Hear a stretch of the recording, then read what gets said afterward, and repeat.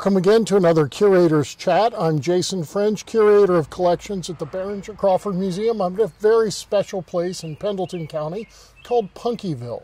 And I'm here with Joyce Beckett, and your late husband, Charles Beckett, was Punky. Yes. And this is his collection. He traveled a lot of back roads, paving for Mego construction, and he'd see something and he'd go back and buy it or pick it up. A lot of people would bring stuff in here and drop it off, say, you're going to keep it, you're going to preserve it. They're going to throw it away when I'm gone. We've had people just drop stuff off here. Okay. And just, just leaving it. But most of the stuff he's picked up through his travels working. So it was all through his travels. He saw something he liked. He found a way to come back and get it if he couldn't get it that day. Yes. And so at what point in time, he kept it all in the barn initially? Yeah. Kept it all in the barn. It got too full, so he had to start building buildings. So then he started building buildings. Right. What was the catalyst to kind of build Punkyville as a town? Do you recall? He just had a very constructive idea. He'd built barns, he built sheds, side buildings he loved. He's a great barn builder. That's how he was raised, building barns. And he always, after he even paved, he'd come home and build barns, sometimes on the weekends. He just liked collecting stuff that people were going to throw away, and he wanted stuff preserved. He hated people throwing it in the hollow and not putting it under roof. He wanted stuff under roof. So he started building a building for each little collection. He grew up, his father was a farmer, is that correct? Tenant farmer. And he helped his dad a lot, and that's probably where he learned to build barns. Well, he had a gentleman that took care of him when he was about 13, 14, and he taught him to build his barns. His name was Harold Wright, and he taught him the barn trade. He was very young when he started. He went through the 9th grade or part of the 9th grade, yes. And then he went on to working. Yeah, went on to work. What's your favorite thing or the most interesting thing here at Punkyville? I think the church, because we've had, at least 6 or 8 weddings at the church. Very simple. We don't have a hall to meet in. We don't have a bathroom, only a porta pot, but people just want to come in here and get married. We've had some people we didn't even know. Yeah, you bring your preacher, whatever, and get married. We don't charge anything. We've never charged for anything coming in here. And it's just all open and free. What do you believe is the future of Punkyville? I don't think he would want us to dissolve it. He worked too hard on it.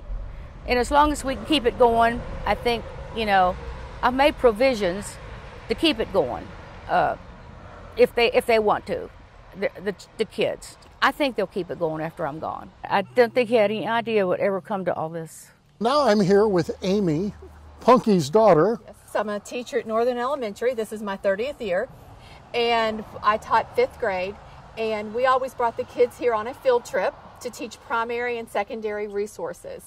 And the kids love coming here. They love going through the buildings and asking questions and figuring out what things are.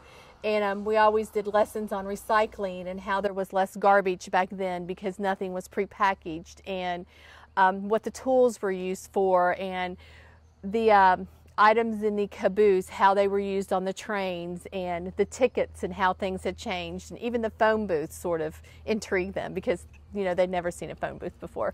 Caboose was the beginning of Punkyville. He brought in this rickety thing in parts, and Mom wasn't really for sure what was going on.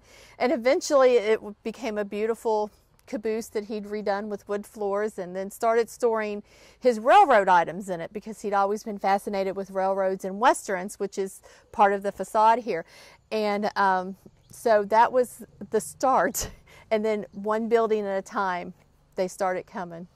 Oh, that's and if great. He would still be here, there would probably be more.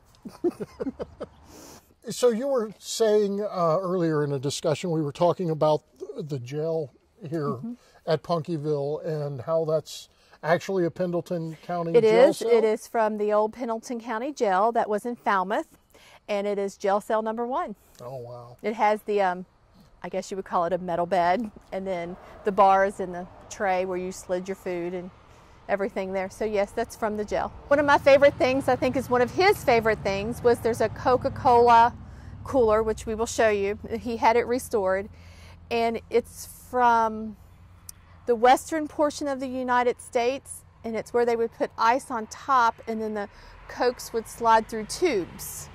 And there's not very many around. What is there? There's only 2 that we know of that still exist. So it's sort of, yeah, that's sort of one of our favorite things. And I think the church is one of my favorite things. We've had sunrise services there, and weddings, and Christmas services, and different things there. And it's just, yeah, it's just a lot of fun. It's great to see a collection being enjoyed in this way. It's very much a museum in its own right, and I think it's a very special place, and I'm glad that we had the opportunity to come here today. Thank you. Thank you all for watching this very special Curators Chat. I hope you enjoy it, like and subscribe, and we'll see you in our next chat. All right.